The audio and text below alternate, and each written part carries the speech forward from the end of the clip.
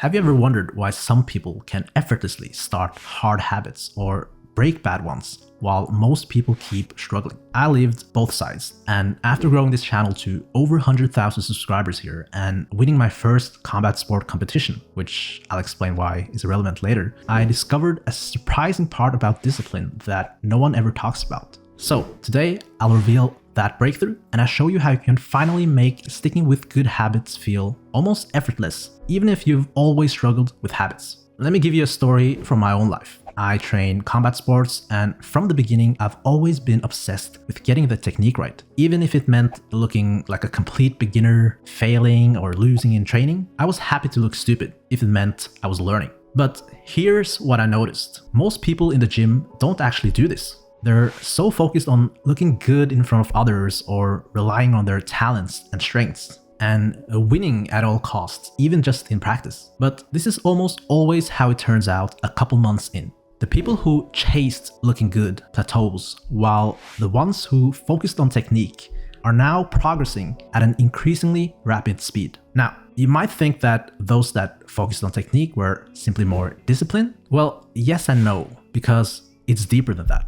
See, I've started and practiced a lot of skills in my life, and in every single one of them, the same pattern showed up. The person who were willing to look bad and focus on the fundamentals and techniques, and even if it were embarrassing, were the ones who won long term. While those who relied on talent or brute force, they eventually hit a wall. And I felt and experienced both sides of this myself. When I focused on technique, I improved, and when I relied on my talent or strength, I eventually stalled and saw others catch up to me. So now, when I learn something new, this mindset is almost automatic. But here's the twist. I wouldn't even call it discipline anymore, because at its roots, it's simply a perception or an awareness. It's about seeing clearly and feeling deeply the long-term consequences, both good and bad, so vividly in the present moment that your behavior almost takes care of itself. This completely changed how I looked at discipline, because now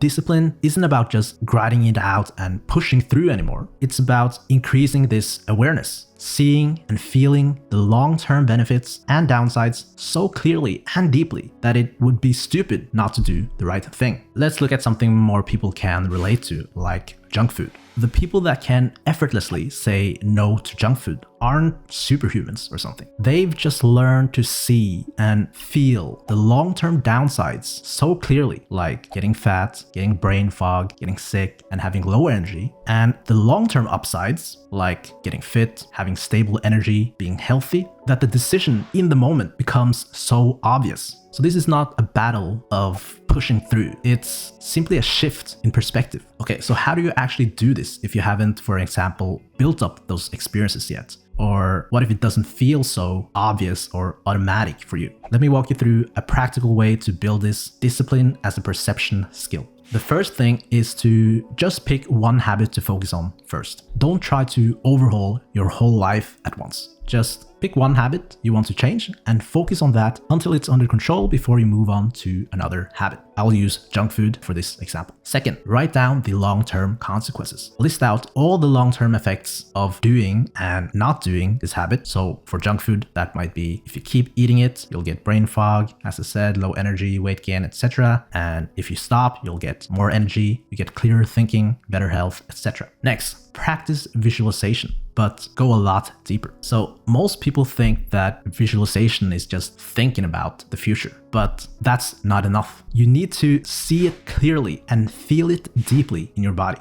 To help you do this, you can picture your future self if you continued to do the habit. How would you look like? How would you feel? And picture yourself if you didn't do the habit. And again, how would you look like then? And how would you feel? And you really want to try to experience those emotions, because the more real it feels, the more it'll stick. Next, use this visualization every time you face the habit. Whenever you're tempted, just stop for a brief moment and think about the visualization. Remind yourself of the long-term consequences, feel them right now in your body as if they're happening today. And do this every time you face your habit. And eventually it will get easier and more automatic. Now, I want to leave you with a bonus tip, which is to keep your consequence list handy. At first, you'll probably won't remember all the long-term consequences on autopilot. So what you can do to solve this is to write your list down on a piece of paper and keep it in your pocket. So whenever you need a reminder, you can just pull this piece of paper out and read it. This will make the process a lot easier until you start to remember it more on autopilot. The more you practice bringing the future into the present, the less you'll need to force yourself with discipline and grinding it out. And eventually, you won't even need the list or the visualization because it will become so ingrained in you that you act almost on autopilot. So that's how you practice and maintain discipline in a new way. But here's the next challenge. How do you decide which tasks are actually worth your discipline and focus? So if you want to know how to plan out your month, week, and day so you're always working on the right task, check out this video over here.